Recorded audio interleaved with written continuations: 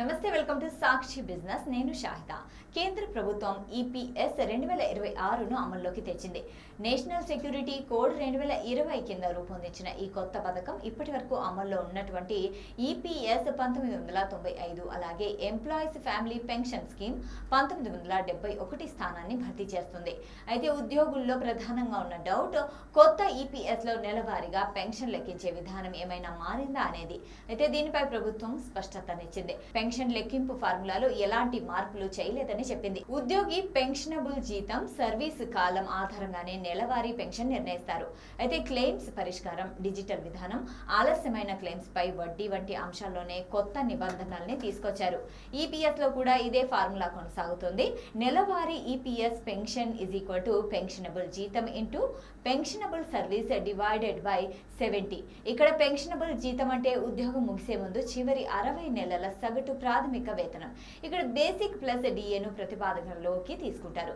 కనీసం 10 సంవత్సరాల సర్వీస్ పూర్తి చేసిన ఉద్యోగులకు ఈ ఫార్ములా ప్రకారమే నెలవారీ పెన్షన్ వస్తుంది. సగటు పెన్షనబుల్ జీతం 10,000గా ఉంటే 10 ఏళ్ల సర్వీస్ పూర్తి చేస్తే నెలవారీ ఈపీఎస్ పెన్షన్ దాదాపు 1,429 చొప్పున వస్తుంది. 11,000 జీతంపై పెన్షన్ 1,571గా ఉంటుంది. 12,000 జీతంపై 1,714, 13,000 జీతం ఉన్న వారికి 1,857, 14,000 బేసిక్ ప్లస్ డిఏ ఉన్న వారికి 2,000 పెన్షన్ వస్తుంది. అదే 15,000 ఉన్న వారికి 2,143 పెన్షన్ వస్తుందని అంచనా. పెన్షనబుల్ సర్వీస్ 5 ఏళ్ల లోపు ఉండే ఉద్యోగికి 2 అవకాశాలుంటాయి. విత్ డ్రాయల్ బెనిఫిట్ తీసుకోవచ్చు, లేదా స్కీమ్ సర్టిఫికేట్ తీసుకుని తర్వాత మరో ఈపీఎస్ పరిధిలోకి సంస్థలో చేరితే పాత సర్వీస్ ను కొత్త సర్వీస్ కు యాడ్ చేసుకోవచ్చు. దీంతో భవిష్యత్తులో పెన్షన్ కు అర్హత అలాగే ఉంటుంది.